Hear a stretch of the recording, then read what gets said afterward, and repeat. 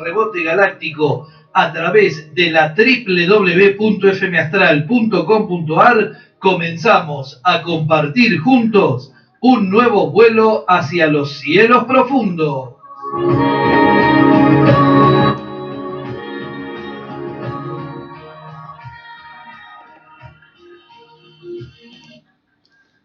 R43 Árquico, buenas tardes. Esta vez tenemos una entrevista a César Imbelión, historiador y escritor, por Cielos Profundos de YouTube, FM Astral 93.7, sobre su último libro, Templarios, los hijos del sol. Estamos a 22 grados nublado y las preguntas al programa de Cielos Profundos en el WhatsApp 3548 4010 13. 3548 4010 13. En cabina de controles, operación técnica y la atención telefónica en el número fijo de la FM Astral, el 482-303, mi piloto de tormentas, Claudio Antonio Felitti.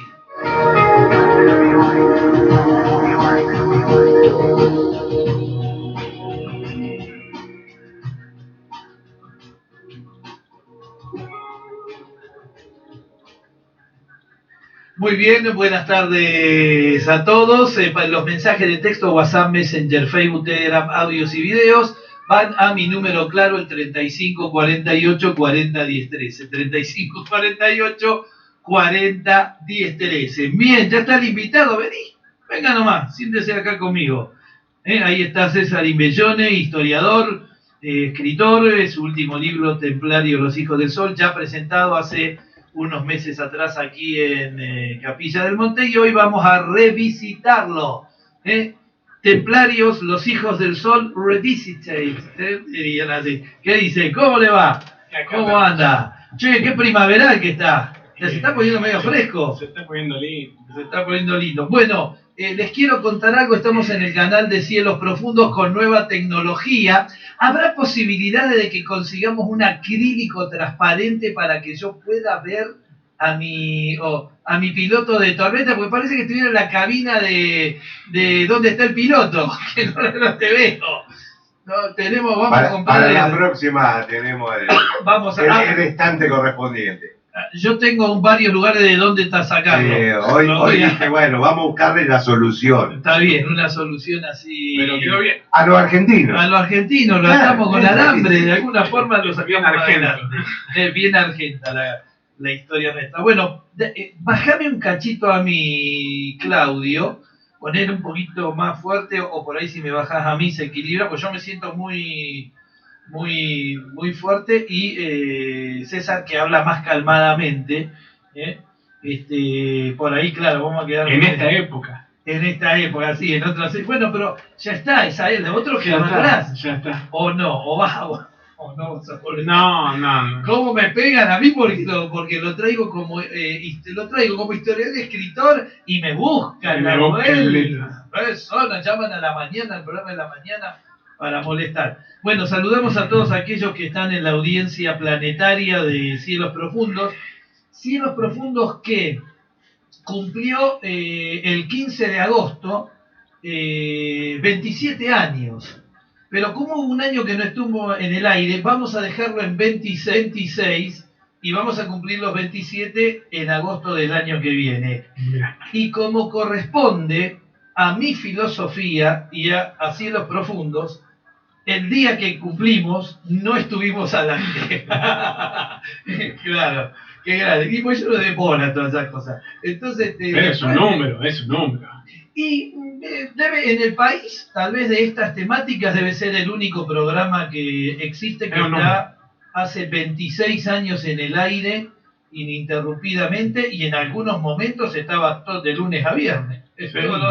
Todos los días, acá en la Astral, allá en Radio Gente, también que en Gente tuve 20 años, ¿no? Prácticamente. Sí, 20 años estuve en Radio Gente haciendo... Qué linda época, yo me acuerdo que nunca me divertí tanto con esa época. Bueno, pero vos también hacías cada cosa, como no divertirse con la política.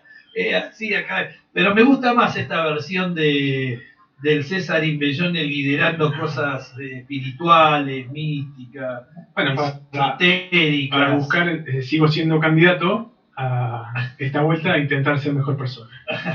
Muy bueno, muy bueno. Bueno, tenía que estar acá Mario Aprile, pero él estaba en otro destino, Nos abandonó a varios cientos de kilómetros de acá, y no sabía si llegaba. Y creo que no llegó, así que bueno, quedará la nota también para compartir con Mario en otro momento.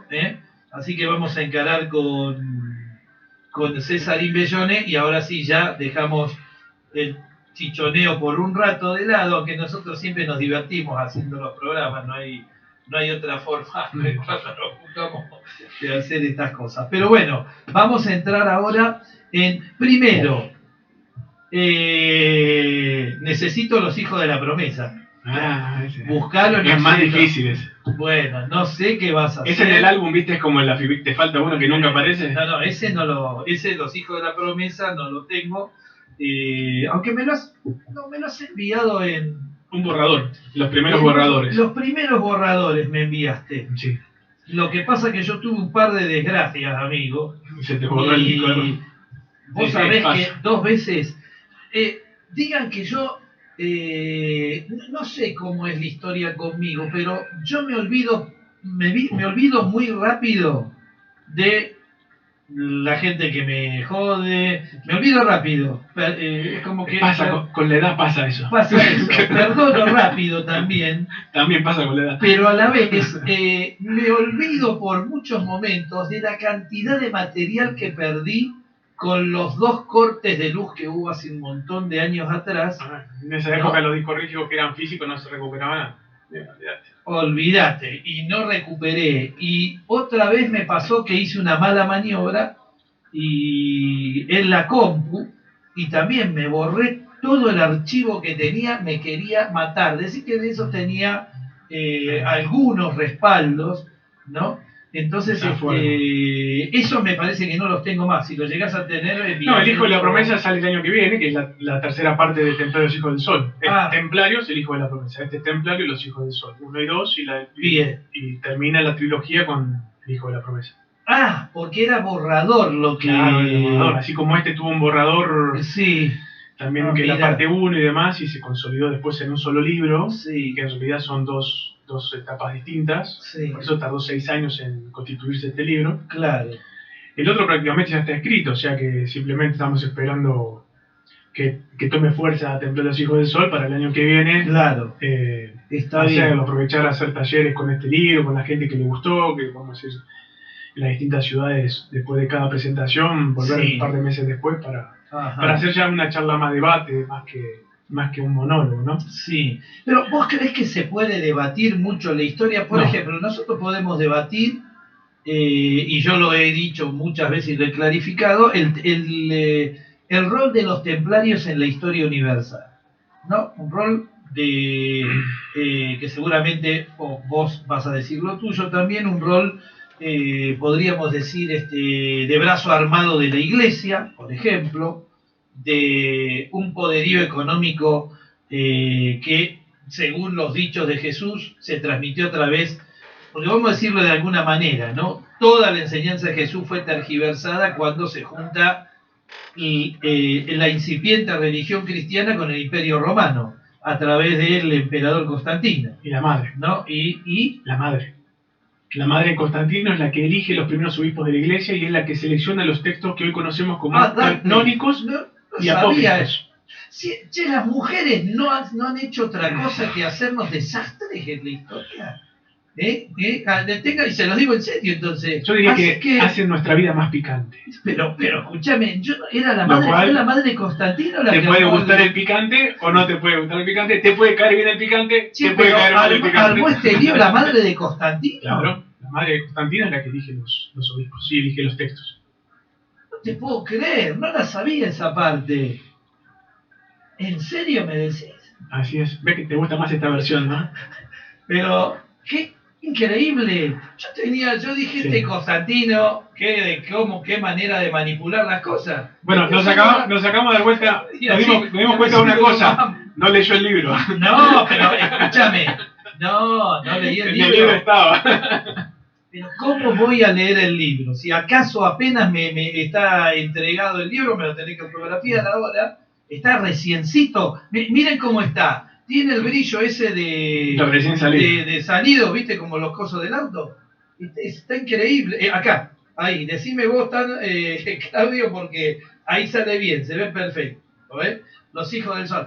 Qué lindo que es cuando escriben libros de muchas páginas. Es que es un libro. Eso quiere decir que es un libro. Exacto. Porque hay gente, viste, que escribe un libro y son 150 páginas y dice, escribí un libro. Y vos decís, ¿escribiste un libro? ¿Viste? Me dan el libro, es una cosa así finita, que por ahí si la pongo para la pata de la cama, que está medio así, da bien. No, pero todo suma, todo suma. Pero, pero esto es un libro. Esto es un libro, caramba. Mirá lo que es esto. Esto te dan en la nuca con el nombre y te deja medio mareado. Muy interesante. Estuve hojeando alguna cosita estuve hojeando, pero voy a hacer un truco de periodista que llega sobre la hora, ¿viste? Le tiran el saco, ponete la corbata y cosas.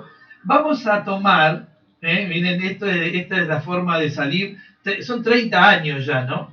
Entonces uno sabe cómo arreglársela cuando no pudo leer el libro.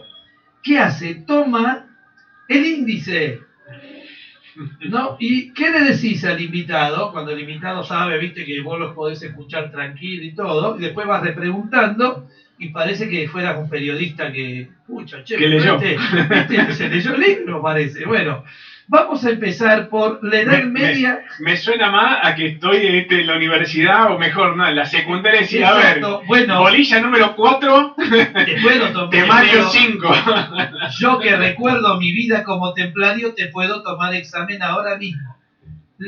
¿Por qué poner la Edad Media y el comienzo templario? A ver, arranquemos ¿por qué nacen los templarios realmente? ¿Es una necesidad? Bueno, vos me decías, ¿se puede debatir la historia? Sí, eso. Y se puede debatir la historia. Lo que pasa es que vos podés debatir la historia que no es contundente.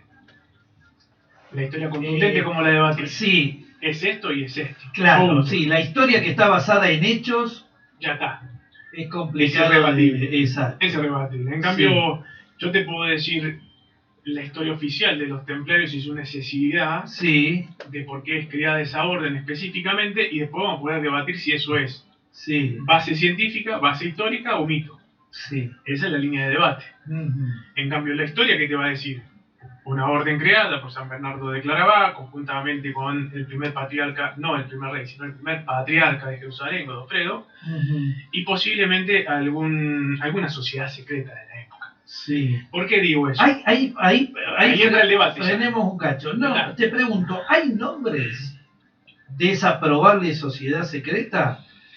¿Hay algún tipo de indicio de que... Te voy a dar un nombre en exclusiva que no figuró nunca en ningún lugar de la historia contemporánea entre periodistas, historiadores. Ecretum priori. Ecretum priori. ¿Y sabés qué querría decir Es el nombre, es un anagrama del nombre de una sociedad secreta que venía del Antiguo Egipto. Ajá. Ecretum priori. Venía del Antiguo Egipto. Exactamente. Después de ahí comienza a dar vuelta un poquito más la historia y aparece el priorato secreto. Y después se transforma en el priorato de Sion. Y ahí ya entramos en lo que se puede debatir todo, porque todo es teoría, todo es mito. Entonces vamos a lo concreto. La Orden del Temple se crea con un fin específico.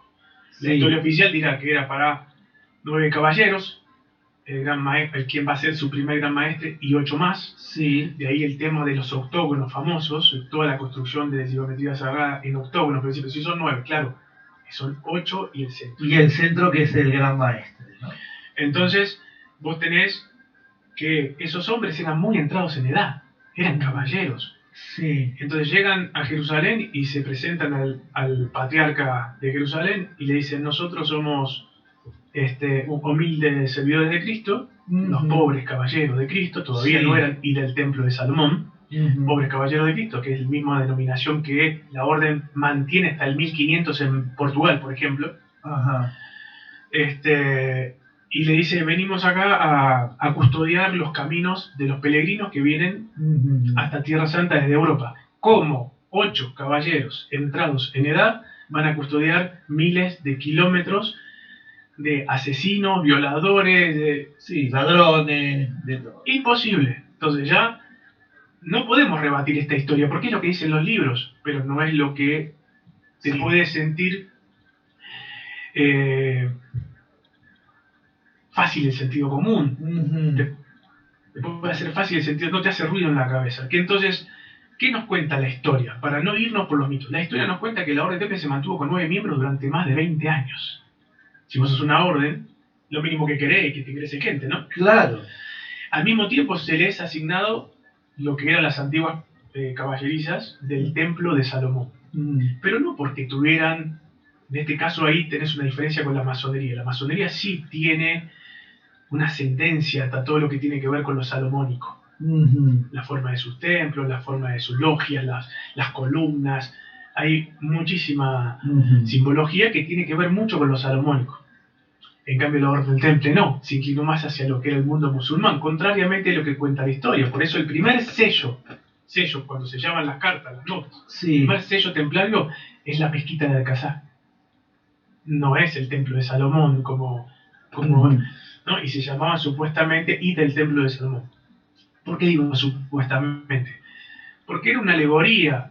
¿Quiénes son estos nuevos caballeros? Los que están en el Templo de Salomón, del antiguo templo. Entonces eran los caballeros templarios porque estaban en un antiguo templo, pero era como decirle, ¿de dónde sos vos? Yo soy capillense, pero no te explican que Capilla del Monte es una ciudad de Córdoba, son capillenses. Bueno, es decir, del templario venía como una alegoría al lugar de origen donde vos estabas, pero el nombre de la orden siempre fue Pauperem Camillones Christi, o sea, del latín Pobres Caballeros de Cristo, que es la denominación que se mantuvo hasta la última orden pública que existió en el mundo, que fue la de Portugal, 1500. Hasta esa época siguieron llamándose igual. Inclusive después de que supuestamente se disolvió la orden, en Portugal siguió funcionando como igual que en Escocia y los lugares donde los reyes estaban excomulgados, la Iglesia Católica no tenía ningún poder, en esos lugares siguió funcionando como si nada. Mira. En algunos cambiaron el nombre, en otras formaron otras comunidades o otras órdenes, y en Portugal y en Escocia se mantuvo como Orden del Temple, con su nombre original del latín, porque Orden del Temple recién se le pone en Tierra Santa, por esta cuestión de los templos, pero cuando salen de Jerusalén, cuando salen de Europa, salen como caballeros pobres de Cristo. Entonces mantiene esa denominación. Entonces, durante muchísimos años no ingresa nadie a la orden. Pero hoy... la verdad, esa parte no ingresa de esos 20 años, no ingresa nadie. Siendo gente para esa época ya grande, los caballeros, ¿qué hacen? Es muy poco creíble, ¿no? Que se hayan sostenido 20 años. Pero ahí está el porqué. Ahora empieza, porque esto lo que estoy contando son datos históricos, no es mito. No entró nadie. Pero ¿qué hicieron durante todo ese tiempo? Jugaban a las cartas, al ajedrez, a la oca, que son juegos que limpiaban los caballos, salían a dar una vuelta. Excavaban el templo, el ex templo de Salomón. Hoy en día hoy se puede visitar turísticamente los túneles templarios hechos en Jerusalén. Pero kilómetros. Tampoco pensamos que son 9, digo que son... Siempre fueron ellos. Esto es histórico, esto es real. No utilizaron gente, no tenían... Ellos 9 se dedicaron, evidentemente que habrán contratado gente que no eran templarios, pero dirigían las excavaciones arqueológicas. O sea, fue una misión arqueológica. Mira. Entonces, como misión arqueológica, pues de ahí se dice que en esos túneles, al excavar lo que era el antiguo templo de Salomón, donde estaba el Arca de la Alianza, la Minorá, posiblemente la cabeza embalsamada de Juan del Bautista, la sábana santa, porque acordate que cuando los templarios son enjuiciados a partir de la caída del 1307, algunos trataban de hacerle decir que ellos veneraban una cabeza momificada, y que lo llamaron, o mal llamado, Baphomet, o como una especie de demonio, o Baphomet y demás. Que después podemos entrar en que también es un anagrama y significa sabiduría, y en algunos lugares, dependiendo del historiador, encontró mucha similitud con una forma de escritura y de fonética de Mahoma, Baphomet, Mahoma, de Mahoma. Acordate que eran muy allegados al mundo musulmán. Los únicos musulmanes que combatían en la cristiandad eran templarios. Y los médicos de los templarios eran musulmanes. Con lo cual, ahí tenés un hecho histórico de que no había una rivalidad, que si después había que combatir, se combatía. Sí. Pero el único lugar donde ingresaban musulmanes era en la Orden del Temple. ¿Cómo? Como turcumanos, por ejemplo, como médicos o como sargentos. Y combatían en las filas templarias. Y cada proceso de paz en la historia de Medio Oriente siempre lo firmaron los templarios. Ninguna otra orden que no fuera los templarios fueron los que llevaron los procesos de paz con el mundo musulmán. Había que combatir, nos rompemos la cabeza. Pero si no hay que combatir, los que buscaban ese proceso de paz en la región eran los templarios. Muy al contrario de lo que buscaba la Iglesia Católica. ¿Por qué? Porque la Iglesia Católica necesitaba el control de todas las rutas marítimas y comerciales, que en definitiva ese fue el fin de las cruzadas. Porque antes en las cruzadas el mundo musulmán permitía sin ningún tipo de problema que los cristianos, los judíos y los musulmanes convivieran en paz en todos los sitios sagrados comunes de Jerusalén. Ahí te quiero preguntar un poco porque, bueno, el programa va a ser de historia, evidentemente, claramente es de historia, ¿no? Es historia y también partes de mitología. ¿Cuándo es que decide la Iglesia, digamos, apoderarse o generar un negocio? O apoderarse de las rutas, ¿no? Porque antes las caravanas iban y venían. Bueno, vos fijate que Europa estaba empobrecida. Sí. Las guerras entre Francia, España e Inglaterra se llevaban puestas prácticamente todos los créditos de todas las coronas. De hecho, cuando cae la orden es casualmente porque la corona de Francia está totalmente endeudada y todas las grandes monarquías están endeudadas. ¿Con quién están endeudadas? Con la Orden del Temple. Todas le deben fortunas a la Orden del Temple. Sí. Ahora, ¿cómo hace la plata la Orden del Temple? Volvamos entonces a la parte arqueológica. Dale. A ver. Encontraron el Arca de la Alianza, la Minorá, la cabeza esa embalsamada, que no es otra que la de Juan el Bautista. ¿Dónde estaría la cabeza decapitada de Juan el Bautista si no fuera en el templo? ¿Por qué? Porque los judíos temían a Juan el Bautista, no a Jesús de Nazaret. Porque a Juan el Bautista lo veían como el Mesías. Era el único que se atrevía a cantarle las 40 en el templo, tanto sea a Herodes como a Caifás. Ahí pensás que, vos dijiste eso, se atrevía a cantarle las 40 a Juan el Bautista. Cuando uno lee, ¿no? Cuando uno lee, se da cuenta que hay un momento nomás en el que Jesús los enfrenta, que es cuando los echa del templo. Después tiene una actitud de un maestro, de un rabí, que dialoga con ellos sobre las leyes, ¿no? En cambio, Juan el Bautista es alguien que está permanentemente confrontando. Puede haber ahí una suerte de transferencia incluso en la historia esta de que los echa del templo, una transferencia de ese carácter que tenía Juan el Bautista, porque la verdad que todos los hechos de Jesús, ¿no?, que conocemos, los apócrifos los recuerdo muy poquito, conozco más lo otro, no lo muestran como una persona confrontativa como fue Juan el Bautista, ¿no? O sea, tiene la actitud del templo y después, ¿qué pasa? Lo llevan a la cruz. ¿Qué pasa si yo te cuento la misma historia que lees en la Biblia sin correr una coma? Sí. Pero yo te pongo otro enfoque. Y lo mismo que lees se transforma en otra cosa. A ver, contá. ¿Qué pasa? Sí. Potencial. Si Juan el Bautista, en definitiva, tenía que cumplir la tarea, casualmente, de ensacerbar, mover ese avispero, patear ese hormiguero que era una secta llamada judíos, que nosotros llamamos judíos a todos los israelitas. A todos los israelitas, los hebreos, claro. Pero los judíos es una secta. Esto dicho por la propia escritos históricos de los judíos. Es una secta nacida o creada en el año 50 a.C., nacida en Judea, de ahí el nombre de judíos, y que interpretaban las escrituras de una forma muy extrema o extremista, que era: el pueblo judío no es un pueblo elegido al cual se le promete una tierra, sino que es el pueblo elegido para gobernar el mundo por encima de todos los demás. A eso, ¿cómo se los conoce hoy en día? Los sionistas. Entonces Juan el Bautista rompe todo eso. Evidentemente Juan tiene que salir de la escena para que nazca Jesús, porque el respeto era sobre Juan. Jesús no era desconocido. Recordad que A Jesús se lo saca moliéndoselo a palo de varias sinagogas. ¿Sí? Se lo respeto. Sus discípulos iban armados para defenderlo a Jesús.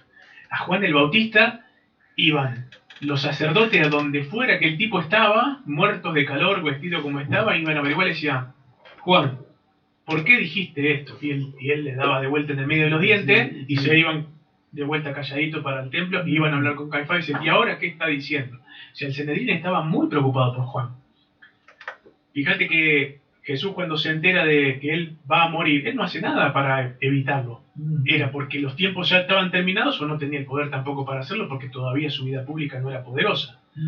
Lo cierto es que Juan es decapitado y si vos le tenés miedo a alguien, es más, en el propio Sanedrín repercute el corte de cabeza de Juan de una forma tan profunda que ellos creen que van a ser castigados por los siglos de los siglos por haber matado a un profeta de Dios, cosa que no piensan con Jesús.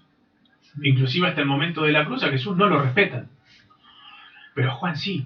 Entonces, ¿qué es lo que debería estar en el templo como diciendo, bueno, no hicimos nada para que Herodes no lo mate, pero no podemos no venerarlo? Bueno, embalsamaron la cabeza y estaba como reliquia en el templo, junto con ¿qué? Con la copa sagrada de las ceremonias de Caifás, que la usó Jesús en la última cena. Sí. Seguramente con el Arca de la Alianza, que es donde estaban las tablas de la ley, con la Minorá y un montón de cosas. ¿Dónde encontramos todo esto? Esto está en una estela tallada en Roma, que es la estela de Tito, donde Tito, en esa incursión que destruye el templo de Salomón en el año 66-70 después de Cristo, bueno, vuelve triunfante a Roma con todos sus tesoros. Y en esa estela están grabadas el Arca de la Alianza, la Minorá y un montón de cosas. O sea que hay un dato histórico ahí de que el arca sí fue recuperada. Entonces los templarios estuvieron excavando por eso no entraba nadie en la orden, porque era una misión secreta. Interesante. ¿Encontraron algo ahí? No. Porque ¿cómo sacabas esas cosas sin que nadie se diera cuenta cuando todo alrededor de Jerusalén estaba en manos de los musulmanes? Tenías que transar ¿con quién? Con los musulmanes. ¿Quién eran los musulmanes? Saladino. ¿De dónde era Saladino? El sultán de Egipto. ¿Dónde estuvieron asentados siempre los templarios? En Egipto. Entonces ahí empezaste a ver la trama política, ¿no? La geopolítica, cómo va. Entonces, ¿qué es lo más probable que encontraron o que fueron a buscar? Seguramente documentación de donde realmente estaban escondidas esas reliquias. Por eso pudieron sacarlas, porque no estaban ahí, sino que ahí encontraron posiblemente algunos elementos y la información donde cerca de esas, viste que todo empezó después a aparecer en Qumran, en el Mar Muerto.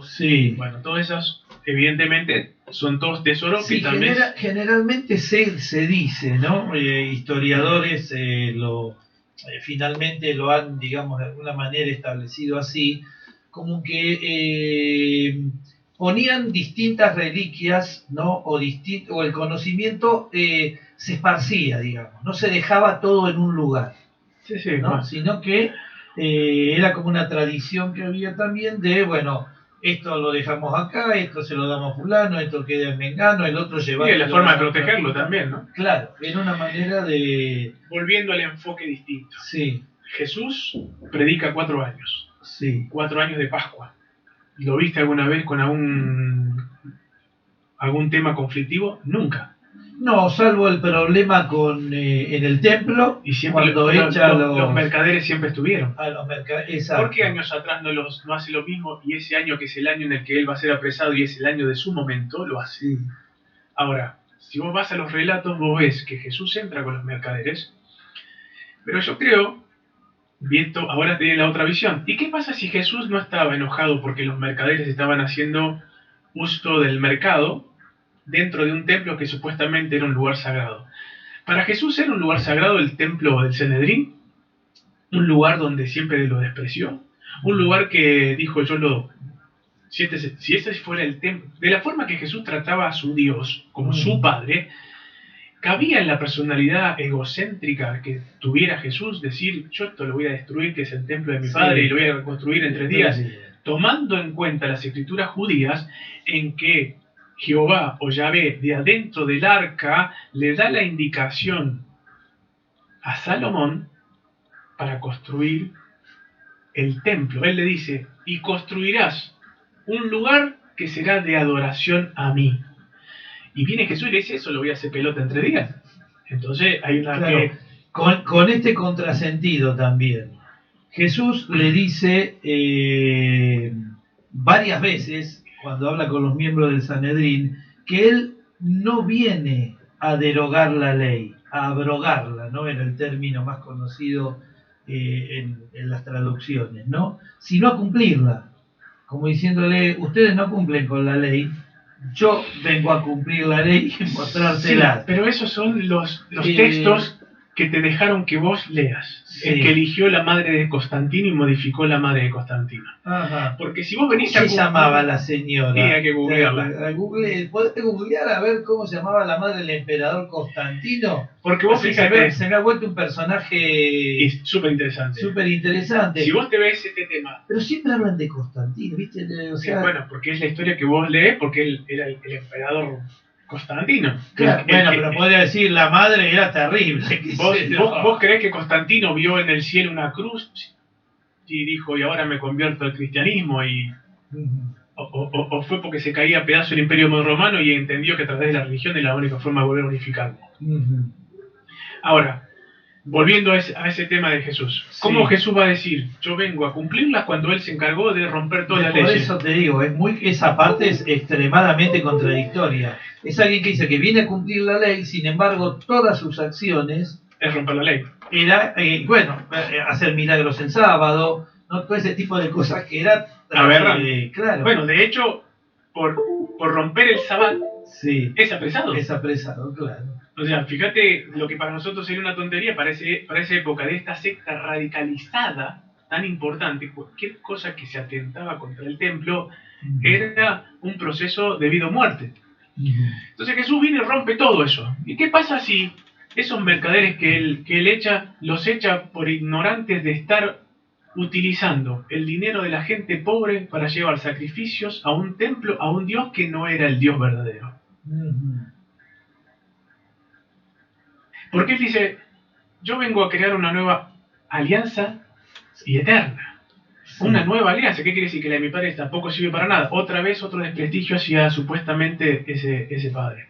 Y después cuando está adentro, lo enfrenta y le dice, ustedes, adoradores de serpiente que tienen al mismísimo diablo por Dios.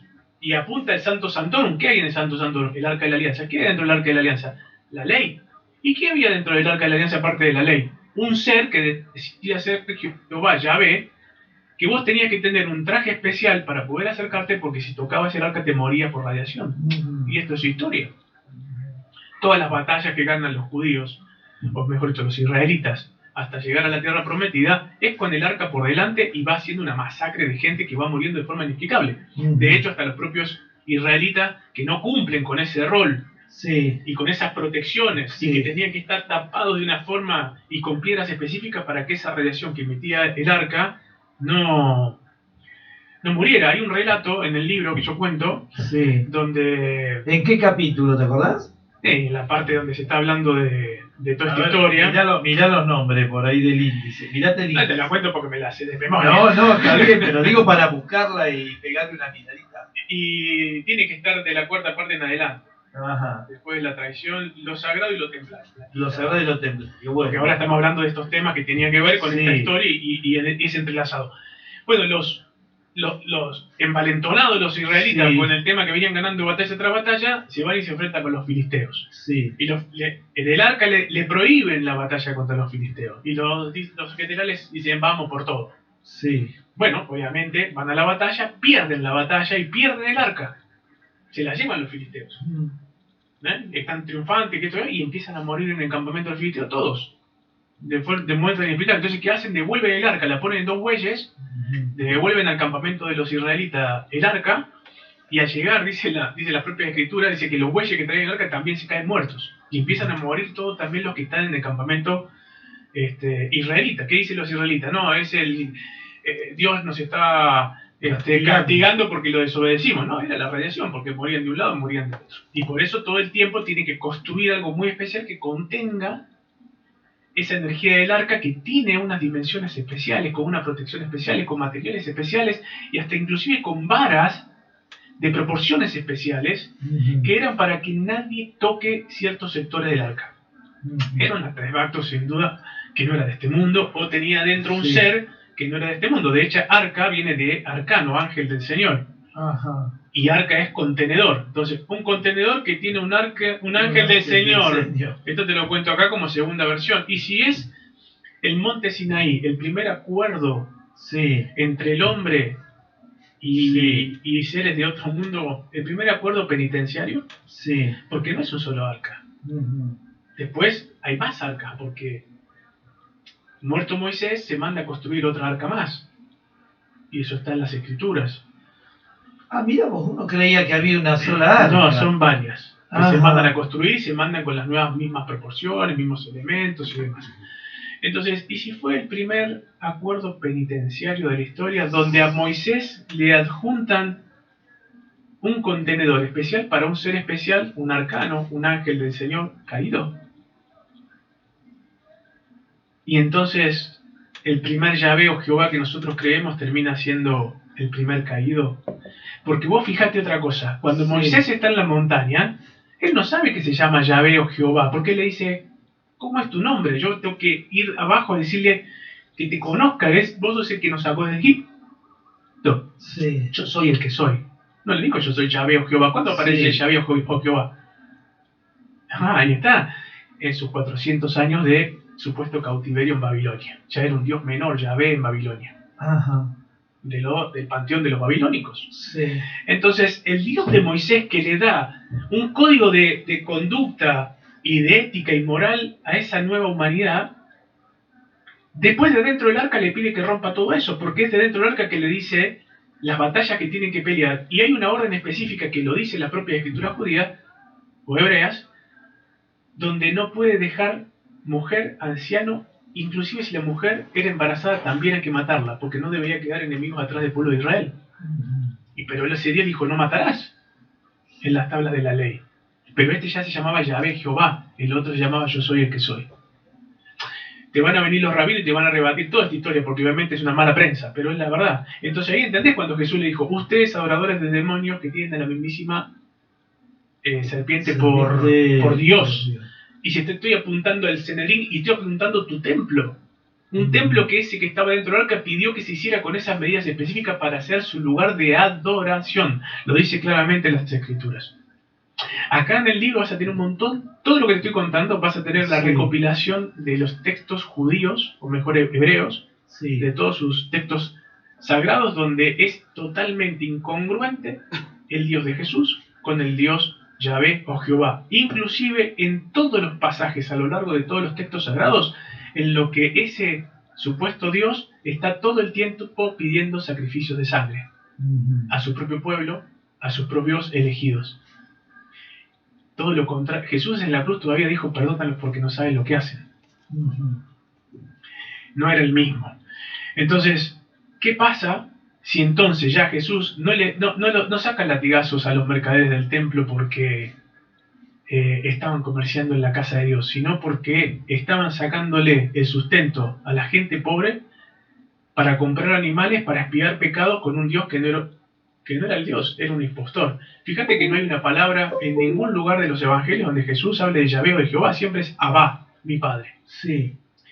Y si todo el mundo le llama a Jehová o Yahvé, ¿por qué te costó tanto en 4 años de vida pública hablar de él o pronunciarlo? Fíjate que en los textos inclusive apócrifos o canónicos no hay una sola mención de Jesús a Yahvé o Jehová. Y tenés ese dato que vos trajiste del templo. Entonces, lo mismo que está escrito, míralo con este prisma ahora. ¿Qué tiene el libro este de fantástico desde ese punto de vista? Y que estoy súper agradecido a toda la gente que me ayudó con la documentación a llevar esta base histórica. Es que están los relatos de los propios textos sagrados de todas estas 3 comunidades religiosas, que son las 3 grandes comunidades religiosas monoteístas del mundo, que es el mundo musulmán, judío y cristiano, ¿no? Entonces, sus propios textos los condenan y liberan al entendimiento que Jesús vino a crear una nueva alianza y eterna, donde dejó 3, 4 premisas al hombre, muy fácil de entender. Y por sobre todas las cosas, vino a plantear que nosotros estamos, al armar una nueva alianza, con ese no hay que estar aliado. Se equivocaron. Es con este. Y después dijo, yo soy el camino, la verdad y la vida. Cuando el otro, el camino era él. Y no podías tener ídolo alguno más que él. Y él te dice, ahora soy yo. Entonces, cuando empezás a analizar todas estas situaciones, decís, wow, che, me parece que la Iglesia Católica nos hizo creer que éramos primos y de primos no tenemos nada. Porque el papá de Jesús no era Jehová o Yahvé.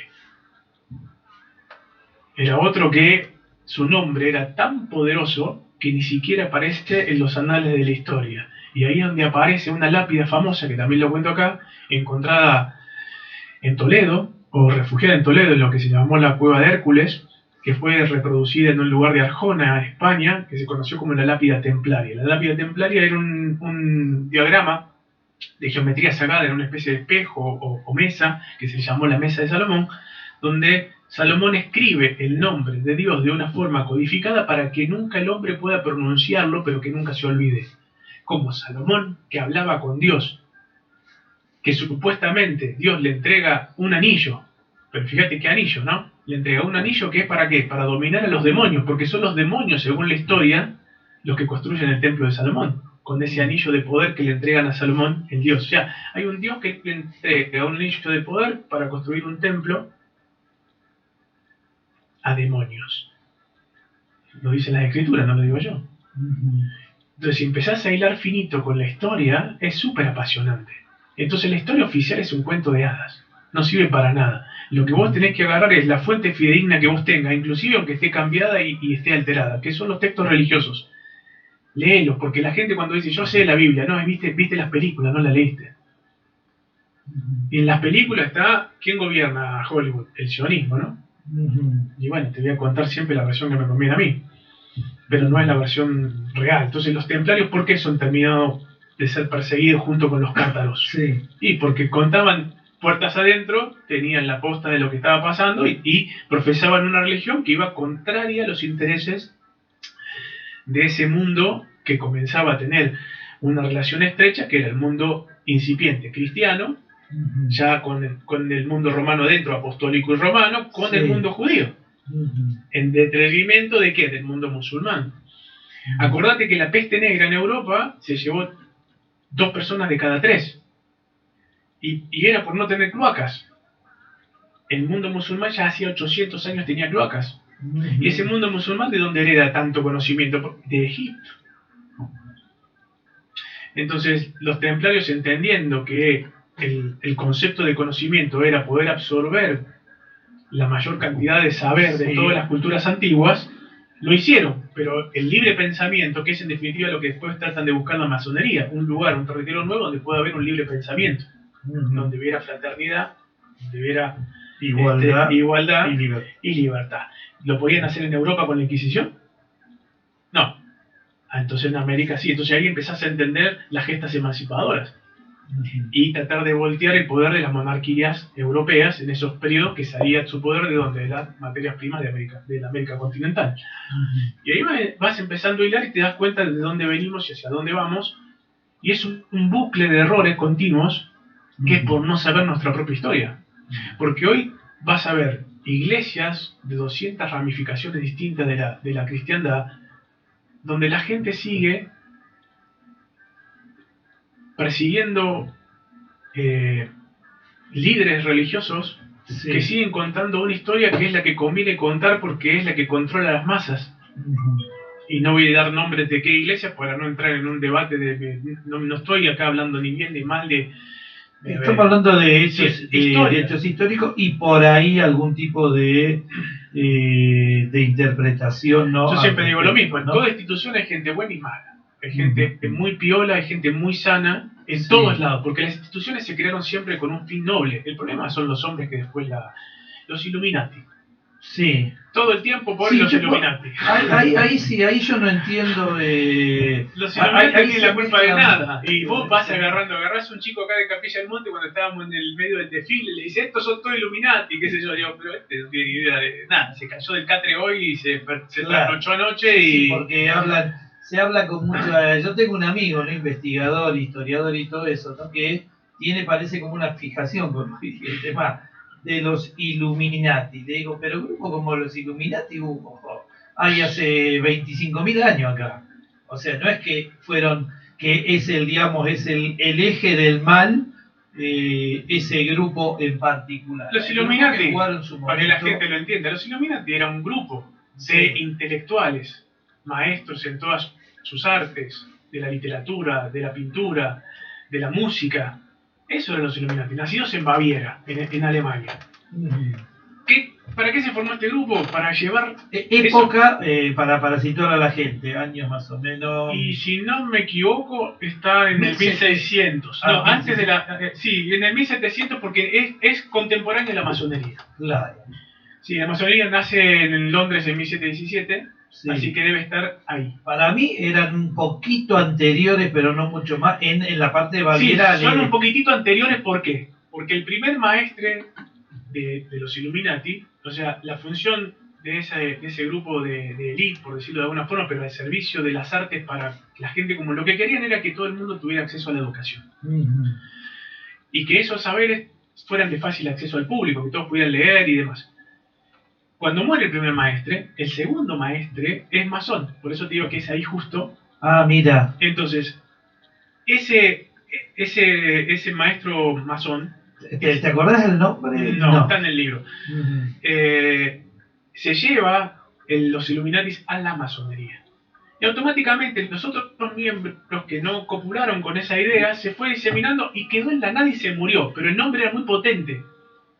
Entonces hoy por hoy se usa el nombre Illuminati simplemente para no hablar de quién, de Rothschild, para no hablar del grupo Bilderberg, para no ponerle nombre a Rockefeller, para no ponerle nombre a Soros, para no ponerle nombre... Entonces, hablemos de los Illuminati, no hablemos realmente del problema. ¿Dónde está la raíz del problema hoy de lo que llamamos, o llaman los teóricos de la conspiración, como dicen ahí en History, la élite mundial o que gobierna el mundo? Entonces es muy fácil decir Illuminati y listo, la culpa lo tiene Illuminati y vos no estás viendo para donde tenés que mirar. Claro. Entonces, bueno, esto es lo que ha pasado quizás también con el tema de este episodio tan fuerte en la vida de Jesús cuando entra y saca a los mercadores del templo, porque ese es el antes y el después. Ahí se declara la guerra. Ahí ya no hay marcha atrás. Entonces, claro, Jesús, siendo un tiempista político que no hacía nada de casualidad, pone de manifiesto... o lanza ya directamente la primera piedra contra quien van a ser sus enemigos jurados, que es esa secta judía que en definitiva e increíblemente esos descendientes de esos sacerdotes del Sanedrín son los descendientes de estas familias que te acabo de nombrar. Y vos decís, ¿por qué son tan poderosas estas familias y no les alcanza y cada vez tienen más y más miles de millones y demás? Porque en la creencia de esta secta judía, este sionismo, en sus propias escrituras dice que ellos creen en la reencarnación y que reencarnan cada 40 años. Y esa acumulación de poder y de riquezas en realidad lo acumulan porque dentro de 40 años vuelven. Para mantener y siguen manteniendo. O sea, no es lo mismo ver una película que leer, tomarse el trabajo de leer las escrituras que tenemos, inclusive que están modificadas, realmente para sacarle mucho jugo. Hay mucha información que nos ayuda mucho a comprender lo que está pasando ahora, porque lo que nos está pasando ahora es un bucle que se repite sistemáticamente ciclo tras ciclo de la humanidad. Fíjate que desde antes de las monarquías siempre tenemos la necesidad de un pastor. Después le puedes llamar rey, le puedes llamar sacerdote, le puedes llamar papa, pero siempre... alguien que marque el camino, ¿no? Y que decida por nosotros y todo eso. La humanidad no se carga en sí mismo tomar las decisiones propias para equivocarse o acertarlas. Es preferible que se equivocó el otro, yo no tengo la culpa. Bien. Es súper interesante. Sí, es muy, pero muy interesante. Acá ya tenemos algunos mensajitos. Hay alguien que felicita por el programa, por ejemplo. Buenísimo todo esto en el programa, Fer. Saludos a César. Bueno, hay gente que pregunta dónde conseguir el libro, cómo se puede adquirir el libro para México. Están preguntando. Bueno, hoy está disponible en la Argentina, en Uruguay, sí, en Paraguay, en Bolivia y en Chile. Bien. La semana de fines de este mes va a estar disponible en Perú y desde ahí seguramente Colombia y Ecuador. Y para primera semana o quincena de diciembre en México y Estados Unidos. Y creo que vamos a estar disponibles en España el mes que viene también, porque estoy viajando para hacer una conferencia ahí en España y en Francia. Sí. En Francia no va a estar disponible porque no está la versión francesa todavía, pero sí voy a dar una charla con un traductor. Sí. Y en España vamos a estar en Barcelona y en Madrid. Ajá. El otro día nosotros charlamos algo sobre Sevilla. Sí, bueno, Sevilla... De España. ¿Por qué es tan importante ese lugar desde el punto de vista histórico? ¿Qué es lo que hay allí? Porque Sevilla, qué sé yo, Bueno, Sevilla es histórica porque a Sevilla llegaban todos los barcos cargados de oro sí. de las Américas. Sí. Era el lugar donde se hacía la contabilidad. Sí. Segundo, la catedral es donde está enterrado Colón. Sí. En la catedral de Sevilla. Y tercero es, el andaluz es muy religioso y es el lugar digamos, donde más potente en toda Europa a la hora de las Pascuas. Las procesiones que se generan en esos lugares superan las 6 millones de personas. Sí. Entonces ha sido siempre un lugar de procesión muy importante. Y el sevillano es una persona muy, muy arraigada a la fe católica. Entonces en ese sentido es un lugar a la hora de la creencia popular y la creencia cristiana, sea en la rama que sea. Sevilla sin duda es la capital espiritual de Europa, sin duda. Bien. Me dicen, ¿qué sabe de la historia de María Magdalena? Que hable. Bueno, el tiempo me ha puesto en muchos caminos cruzados con su historia, ¿no? Sí. En realidad ¿qué quiere saber? Porque deberíamos hacer 5 programas para la historia de María Magdalena. Claro, bueno, hagamos yo te voy a ir... Acá pide como que haga una miniserie de programas de esto, pues sí, vamos a estar hablando quiero decir, porque hay decenas de mensajes y saludos. España, Francia, México, voy bajando, Guatemala, Bolivia, Ecuador, Colombia, Perú, Uruguay, Chile, de Argentina y de San Luis. Rosario nos está saludando. No vi, pero hay de San Luis, Córdoba, Catamarca, o sea, decenas de mensajes. Y ahí también contestando, la madre de Constantino es Elena de Constantinopla, Elena, que después fue Santa Elena de la Cruz, claro. Que según dicen fue la que encontró la cruz de Jesús. La Vera Cruz. O sea, por eso hay también gente que nos iba contando eso. Esta mala mía que no me acuerdo. Elena de Constantinopla. Pero también, me acuerdo de pero vos decís, Troya pero lo que pasa es que el marido la abandonó. Constancio I la abandonó. Entonces, y esto fue una revancha contra los hombres. ¿Viste? Siempre le aman a los pobres mujeres.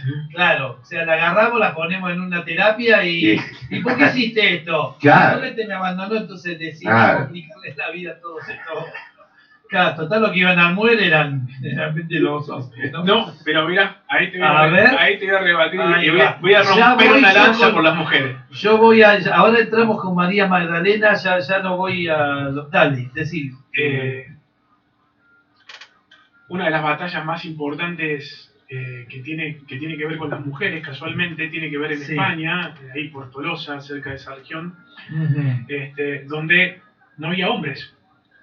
Entonces, las que defienden, las que toman las armas, son las mujeres. Ajá. Porque el ejército de hombres está combatiendo en otro sector, en otro flanco, y se colan por un lado y van a tomar esa ciudad. Sí. Gracias a la heroica resistencia de las mujeres al frente, se forma la Orden de Caballería de la Hacha. Ajá. Y es un honor dado a todas estas mujeres, con lo cual se constituye la primer orden militar exclusivamente de mujeres combatientes, porque muchos te dicen, no, pero las mujeres eran solamente pelaban papas y le bordaban los trajes a los soldados. No, no, son ellas las que toman. Y bueno, todo lo relato en forma bastante profunda toda la historia, pero se crea la primera orden militar combatiente de mujeres y son las que retienen la ciudad hasta que llegan después el resto del ejército, ¿no? Y el rey crea la orden, las condecora, por supuesto, y crea un hito histórico, ¿no? Con respecto a eso. Bueno, ahora te voy a llevar por la vida de María Magdalena. Vamos a empezar. ¿Cómo aparece María Magdalena en la vida de Jesús según la investigación histórica? No según... porque ya comprobamos, bueno, que toda la historia de la prostitución y todo eso es todo un invento, ¿no? ¿Cómo aparece María Magdalena y por qué aparentemente, ahora vos nos dirás si hay registros históricos de eso o no, se transforma en unas discípulas más importantes? Jesús tenía discípulas, tenía. Sí, sí. Ella aparentemente parece ser... De las que conocemos, la tenemos a las hermanas de Lázaro, Marta y María, María de Betania. Sí, por eso te digo, ¿cómo aparece en lo que vos investigaste María Magdalena en la vida de Jesús, del grupo que lo acompaña a Jesús en toda su prédica y todo eso? Mira, evidentemente, si vamos a historias que no podemos comprobar, a mitos y demás, posiblemente es traída al grupo por la madre, por María. Por María. Porque se hablaba que María era una precursora en lo que era Tierra Santa de la religión egipcia. De hecho, cuando nosotros vemos las dos veces que Jesús, o la familia de Jesús tiene que emigrar por peligro, se van a Egipto, no se van a otro lugar. Y vos te vas a un lugar donde tenés o familiares, o sabés que te conocen, que te van a proteger, más sabiendo que vos tenés un hijo que le están diciendo a los reyes que va a ser el rey de reyes. O sea que no hay un rey, ahí tenía un montón de reyes que lo querían muerto Jesús. De ahí después la matanza de los inocentes, etc. Entonces, evidentemente, Jesús en sus famosos años perdidos, de los 20 y pico hasta los 27, 28 años, también se cree que se fue con caravana y se fue a estudiar a Egipto. Algunos dicen que fue a la India y demás, pero en definitiva algún lugar, algunos centros espirituales se quedó formándose. ¿Y por qué sabemos esto? Porque muchas de las enseñanzas de Jesús son enseñanzas de los cultos egipcios. De hecho, alguna parte de lo que tenía que ver inclusive con el Padre Nuestro es un poema de Akenatón.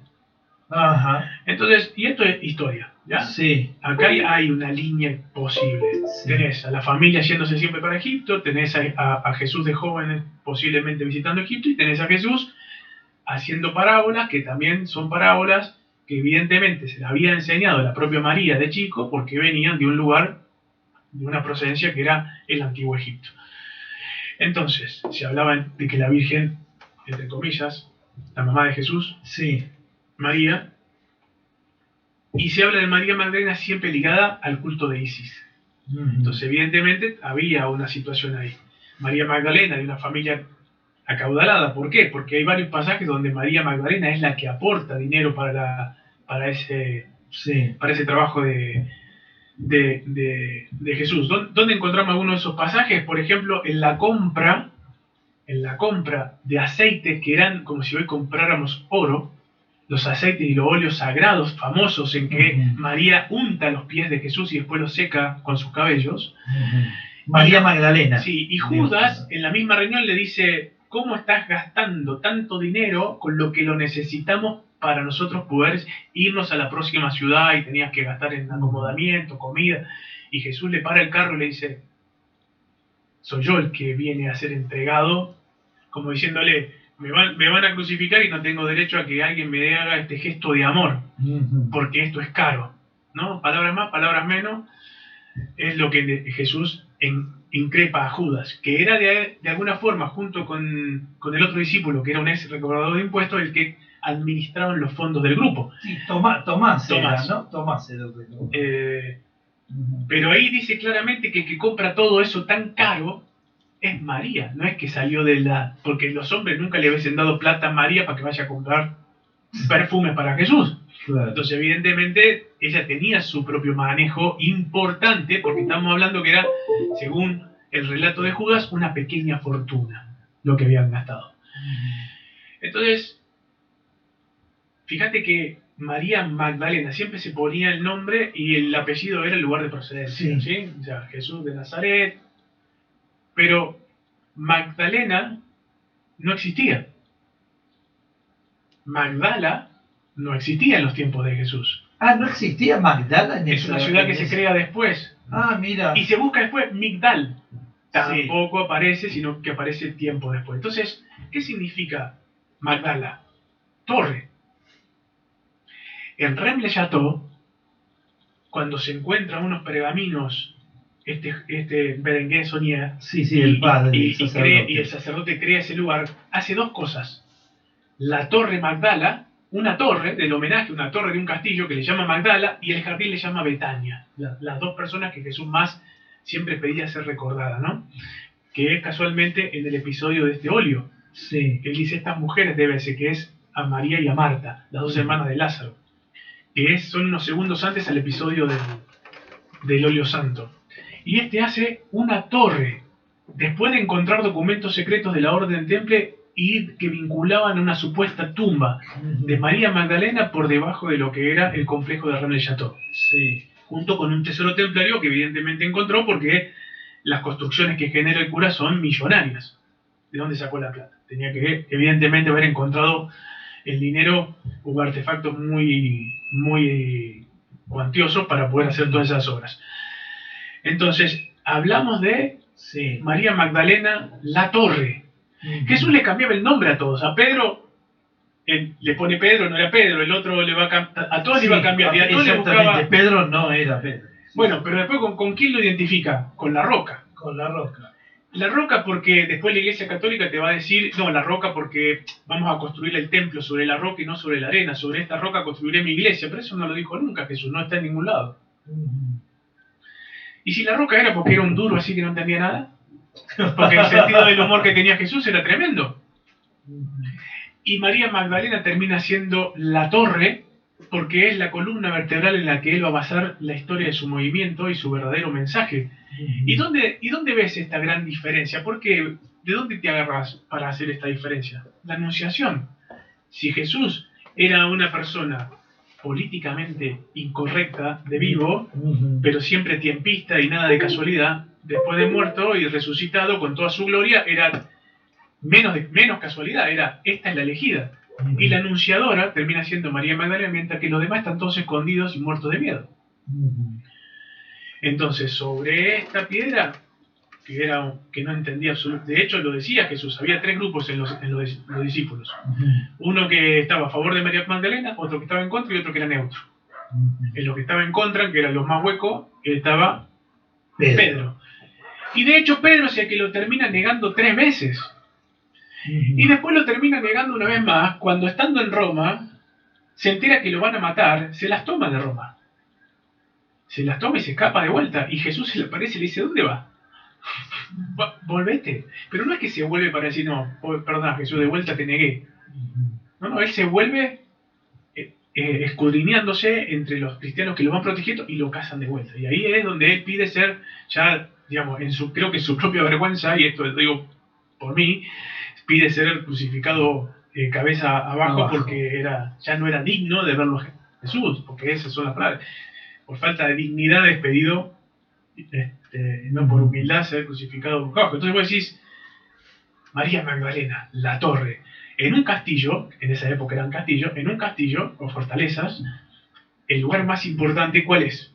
La torre del homenaje, el lugar donde vos vas a hacer la defensa y el último lugar donde va a ser ese lugar que caiga. Es tu fortaleza, es tu columna vertebral. Y María Magdalena, María la torre, y el otro es la roca, la piedra. Bien, lo tenemos a Jesús resucitado, a quien reconoce que es Jesús, que es María Magdalena. ¿Y qué sucede después de allí? ¿O qué rastros históricos hay de qué camino sigue María Magdalena? Sigue porque los apóstoles se disgregan. Cada uno de ellos va hacia un lugar a seguir, digamos, predicando, ¿no? Lo que se llamaría después el Evangelio, la Buena Nueva. ¿Y María Magdalena qué hace? Bueno, según lo que tenemos como relatos históricos, Sí. emigran junto con un barco de la flota de Arimatea. Sí, de José de Arimatea. Que era propietario de minas, no sé si era de cobre o de algún otro mineral en Glastonbury, en Inglaterra. Entonces esa ruta... Y hay un fresco en una iglesia construida por la Orden en Francia, en el sur de Francia.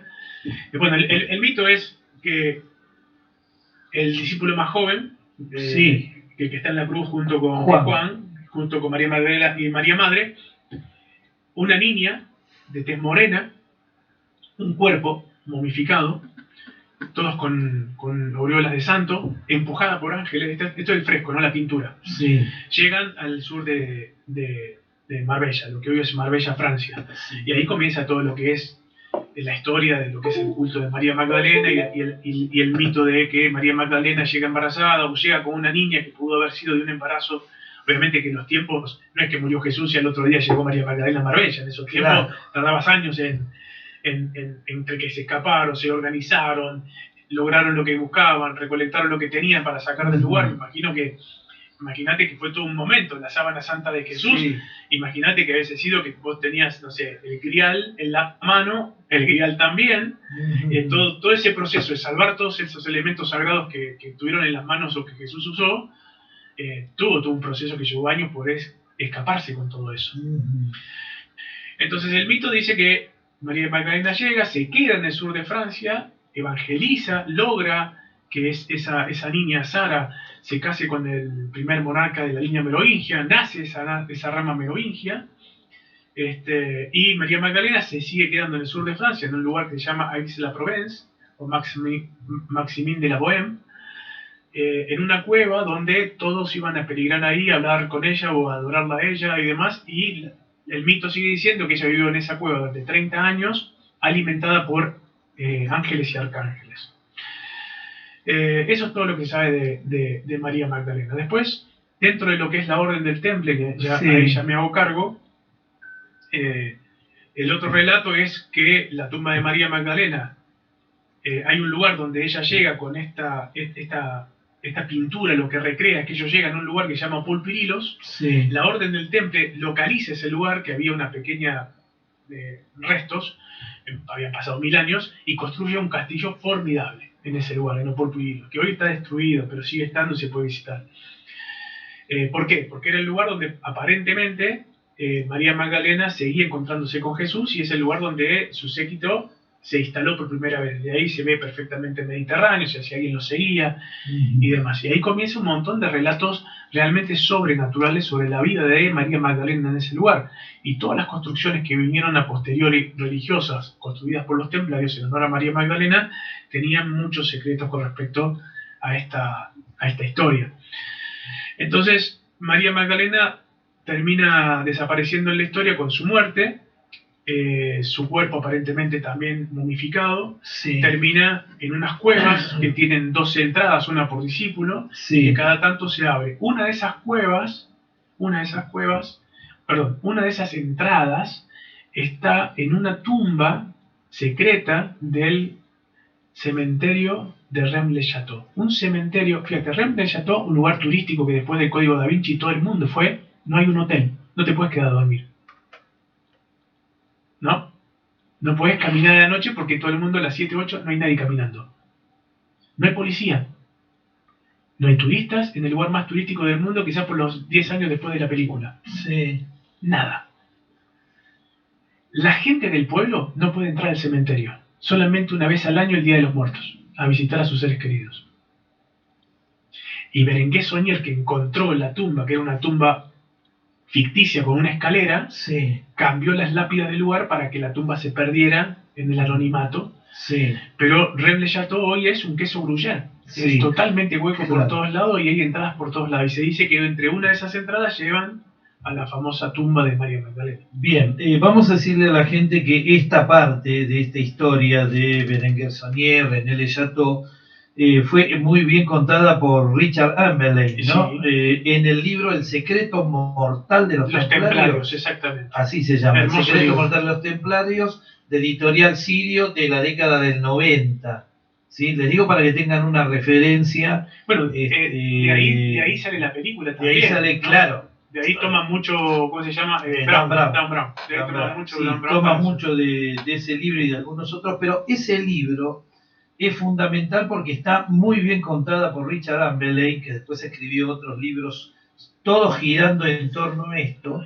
Esto que está contando César ahora, ¿no? Digo por si alguien quiere, es apasionante el libro, es casi, les diría que además del conocimiento que tiene y de la información que da, está muy bien escrito, está escrito como un policial por momentos, ¿no? Sí, es apasionante. ¿Quién es? Esto te lo pregunto, digamos, aparte. ¿Quién es? Sí. Justito, si la gente quiere ver un documental que está basado en el libro, pero que es mucho más moderno, con lo cual tiene un montón de información, si entran al canal nuestro de YouTube, que es Delca TV, Delca como suena, Delca espacio TV, ahí está un documental que habla todo sobre Berenguer Saunier, dura como 2 horas, es impresionante. Lo hemos puesto ¿Está en castellano? En castellano. En castellano. O sea, está en francés, está con la traducción en castellano. Por supuesto. Mira qué interesante. Porque es todo de investigadores franceses y de investigadores de la zona de Rennes le Chateau, del Languedoc, con lo cual mucha información finita y es súper apasionante y te deja la cabeza como decir, wow. Claro. Porque te ponen, no es solamente, es como el libro, ¿no? Es el relato más las pruebas de donde recopilaron todo ese relato. Un documental impresionante. Bueno, hay muchos documentales también que van a poder disfrutar. Sí, pero vos sabés que no hay, en realidad no hay tanto. Hay mucha producción de canales como History Channel que a veces hace cosas que están bien y a veces hace cualquiera. Hay que decirlo claramente. No crean todo lo que ven ahí porque tiene mucha información poco elaborada y cada tanto hay algo interesante. Yo creo que desinforma más de lo que informa. Exactamente. Es un canal que desinforma más de lo que informa, el History Channel. Está para eso. Está para eso, sí. Claro. Sí, porque además le fueron cambiando la orientación. No me hace acordar a lo que nos pasó a nosotros con Infinito, acá en la Argentina, que de pronto alguien compró Infinito, un tipo llamado Cisnero de Miami, Estados Unidos, y lo fue transformando en cualquier otra cosa hasta que lo terminó finiquitando. Porque estaban hablando de cosas que no era, que a alguno le estaba sacando urticaria, ¿no? Exactamente, ¿no? Entonces, lo que pasa con History es también eso, ¿no? Programas muy livianitos que parece que dicen cosas pero no dicen nada, y cada tanto aparece algo. Quiero contar algo también, esto vos seguramente lo sabés, pero los franceses, los alemanes, los ingleses suelen hacer documentales de investigación que son muy superiores a los que hacen los españoles y los que hacen los yanquis. Tengan esto en cuenta, porque hay que buscar y mirar mucho, pero si tenés una idea más o menos histórica del asunto también, notás la diferencia de la calidad y el trabajo de investigación. Hay una realidad, ¿no? Los 3 países que vos nombraste están quizás las 3 organizaciones internacionales más longevas de la historia, y que se toman esto de una forma muy, muy particular porque lo sienten propio. Cuando se habla de masonería, cuando se habla de templarios, cuando se habla de teutones, cuando se habla... O sea, hay que entender que para Europa los templarios son como San Martín para la Argentina y Perú. O sea, son los grandes libertadores. O sea, imagínate que hoy todavía España... O sea, ellos estuvieron bajo dominio musulmán 800 años, pero no han pasado todavía 800 años desde que recuperaron la cristiandad. O sea, es como que es muy... muy joven la historia todavía. En cambio en Inglaterra, en Alemania y especialmente en Francia, desde la llegada de la identidad que le impone la Orden del Temple a esos territorios, hace que hoy en día todavía los trabajos que se hacen sobre estos temas tienen una profundidad que no tienen otros lados, que son banales. O sea, en Estados Unidos, María Magdalena, Berenguer Odier. Sí. Dan Brown. Sí. Sí, Dan Brown lo que tiene es que es nada de ese punto de vista, comercio. Pero generó esa, o sea, ¿qué es lo que le reconocemos? Le reconocemos haber dado a conocer poner un misterio sobre la mesa. Claro, exponerlo de una manera muy sencilla, frívola por momentos, pero al que le interesó empezar a ver cómo sería toda esta historia, ¿no? Los sumergió. Por eso yo creo que siempre hay que remitir, me parece muy interesante remitir a la gente que lea algunos libros y que vea los documentales, sobre todo los que tienen este tipo de procedencia, que hacen grandes por ejemplo, uno de los mejores documentales sobre el tema de si fuimos a la luna o no es francés. Dura como 1 hora y media. De hecho, tuve la oportunidad de verlo hace poco, está hace varios años, pero no tiene la repercusión que han tenido otros documentales que se han pasado yanquis, que están hechos muy ligeramente. Este documental agarra la vida de... ¿Cómo se llama? Neil Armstrong. No, de la película, ¿cómo se llama? Del cineasta que hace 2001 Odisea del Espacio. Bueno, el cineasta que hace 2001 Odisea del Espacio, que es de donde se arma toda la posibilidad de que, bueno, si los astronautas nuestros se mueren, nosotros tenemos preparado esto, o si el cohete no sale, hacemos de cuenta que fue. ¿Cómo se llama este tipo que hizo Ojos Bien Cerrados y un montón de pucha? Lo vi hace poquito y... Preguntale al maestro Google. Que sí, es muy raro. Stanley Kubrick. Stanley Kubrick, ahí está. Es muy raro que al lado de la NASA tengas estudios de cine. O sea, que dentro del complejo de la NASA hay estudios de cine. Sí. Y los podés visitar. O sea, ¿qué Sí. tiene que ver el cine con los, digamos, con... Claro, y bueno, ¿qué es eso? Que fuimos a la Luna, pero después destruimos la tecnología, no pudimos volver más, pero vamos a Marte ahora. Sí, ahora vamos a Marte. Es que, sí, igual es muy raro, yo le digo a Claudio siempre, dijo, lo vamos en el programa de la mañana, donde él es el Tano, ¿no? Sí. Y yo soy Fer. Es raro que la nave esta Artemis que tiene que ir a la Luna no pueda salir. Es muy loco. Por eso vos decís, pucha, pero ahora con la tecnología que hay, esta nave no puede salir a ir sola hasta la Luna. A mí me llama la Y atención. ahora, sí. y hace 50 años atrás, tiramos un cohete que pesaba una tonelada. Bueno, ahora también pesa mucho, pero pesaba más que ahora. Y el cohete fue, dio la vuelta, vino, llevó a los tipos, los trajo, lo hizo varias veces, porque finalmente a la Luna se fueron ¿cuántas fueron? 7 u 8 misiones finalmente, todas las Apolo. Las Apolo desde el Apolo 7 en adelante, la 17, llegó hasta la 17, porque acuérdense que hubo Apolo 8, Apolo 9, Apolo 10, que fueron las que circunvolaron la Luna a ver si se podía realmente llegar, hasta que finalmente decidieron en la 11. Yo creo que el único que llegó a la Luna, ¿sé quién fue? ¿Quién? Laika, la perra de los rusos, que debe haber pegado el palo contra ahí cuando salió de la órbita. Mirá, hay una cosa que es rarísima, ¿no? Sí. Con respecto a eso, y que te da mucho que hablar. Cuando Neil Armstrong encabeza la expedición que va a la Cueva de los Tallos en Ecuador, que es una misión militar angloamericana, sí. Él después, ante unos periodistas, esto está grabado, se puede conseguir inclusive en YouTube, él dice, lo que vi acá me sorprendió mucho más, o quedé mucho más sorprendido con lo que vi en la Luna. Y claro, si nunca fue. Posiblemente, ¿no? Porque, ¿qué había en la Cueva de los Tallos que era mucho más sorprendente que haber estado en la Luna? Era, o que en la Luna no había nada, o no fuiste. Sí, claro. ¿No? Y supuestamente hay archivos que hablan de que los están siguiendo, de que hay minutos cortados en la transmisión, o sea que algo pasó, no es que no pasó nada. Y en la Cueva de los Tallos, que es una cueva, ¿qué viste que fue tan sorprendente para encabezar una misión militar exclusiva entre Estados Unidos e Inglaterra? Sí. Y después salí y decir, lo que vi acá me sorprendió mucho más. Bueno, ¿sabes lo que me sorprende a mí? Que dentro de este mundo de los investigadores de la cuestión ovnilógica y de otras cuestiones, todavía nadie se haya ocupado de la figura de Neil Armstrong como corresponde.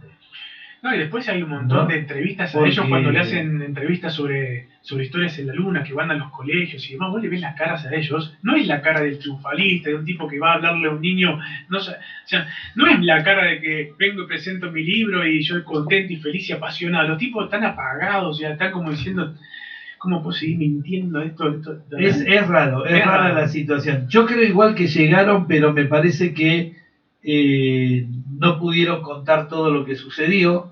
Tal vez no hayan ido tantas veces, ¿no? Los rusos perdieron gente en la luna y optaron por mandar las sondas, después las sondas lunares, no quisieron mandar más gente, ¿no? Porque los rusos tuvieron, mataron no, pero sacrificaron astronautas, cosmonautas para ellos, primero con la salida fuera de la Tierra, ¿sí? Después cuando aterrizaban, recordemos que los rusos no caían en el agua y se mecían en las olas, pegaban unos palos increíbles en el... Claro, son cosas muy increíbles. Entonces, pero ¿por qué hicieron esto? O sea, no la pensaron como los americanos de que, che, caigamos en el agua, tienen razón estos tipos, se abren los flotadores. No es raro.